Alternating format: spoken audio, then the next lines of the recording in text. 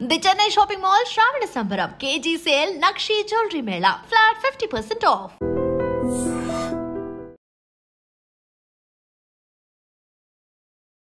ప్రమాదాలు ఎప్పుడు ఎలా జరుగుతాయో ఎవరు ఊహించలేం. కానీ అలా అని మనం నిర్లక్ష్యంగా కాకుండా ఎప్పటికప్పుడు అప్రమత్తంగా ఉండాల్సిన అవసరం ఉంది.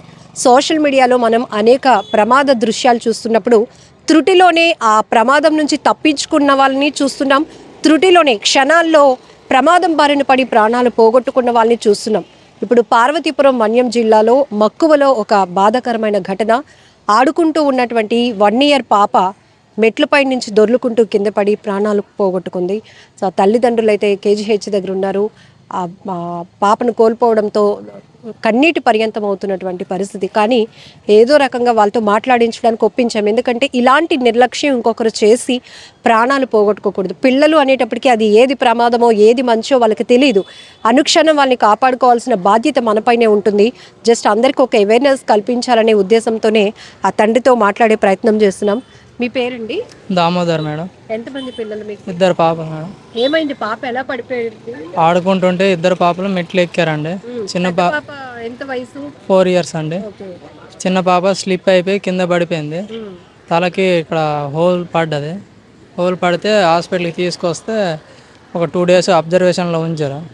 అబ్జర్వేషన్లో ఉంచి మరుసటి రోజు సీరియస్గా ఉంది, ఆపరేషన్ చేయాలన్నారు.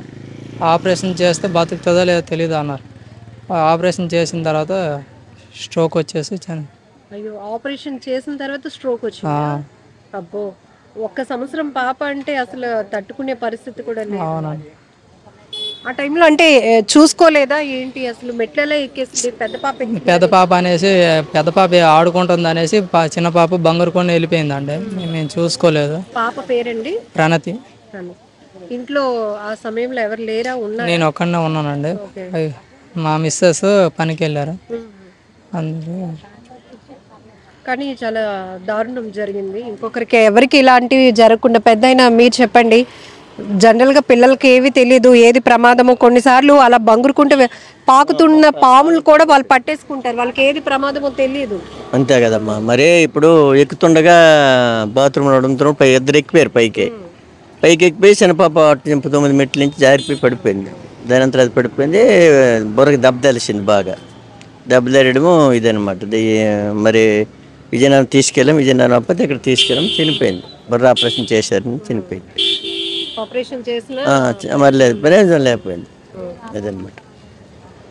ఇక్కడ నిర్లక్ష్యం ఏంటంటే ఒక పాప 4 years పాప మెట్లెక్కిందని చెప్పి ఆ పాపను ఫాలో అవుతూ ఈ 1 year పాప కూడా మెట్లెక్కింది. ఆ సమయంలో ఆయన ఫాదర్ వాష్రూమ్లో ఉన్నారంట. అలా ఒక్కసారిగా ఆమె కిందన పడిపోవడంతో హుటాహుటిన వాళ్ళైతే హాస్పిటల్కి తీసుకెళ్లారు. కానీ ఆపరేషన్ చేస్తే స్కోప్ ఉంటుంది అని వైద్యులు చెప్పినప్పటికీ కూడా ఆమెకి ఆపరేషన్ చేసిన తర్వాత ఆ చిన్నారి తల్లికి స్ట్రోక్ రావటం, తను కన్ను మూసింది. కానీ కుటుంబ సభ్యులంతా కూడా ఒక పాపను కోల్పోయామని చెప్పేసి తీవ్ర కన్నీటి పర్యంతం అవుతున్నారు. అయితే ఈ ఘటన చాలా బాధాకరం. చెప్పడానికి కూడా మాటలు రావటం లేదు. కానీ దీని నుంచి కొంతమంది అయినా అలర్ట్గా ఉంటారు అనే ఉద్దేశంతో మేము ఈ ఇన్ఫర్మేషన్ షేర్ చేస్తున్నాం. చాలా సందర్భాల్లో చూస్తాం, ఆడుకుంటూ వెళ్ళి కరెంటు వైర్లు పట్టుకోవటం, లేకపోతే ఛార్జెస్ని నోట్లో పెట్టేసుకోవటం.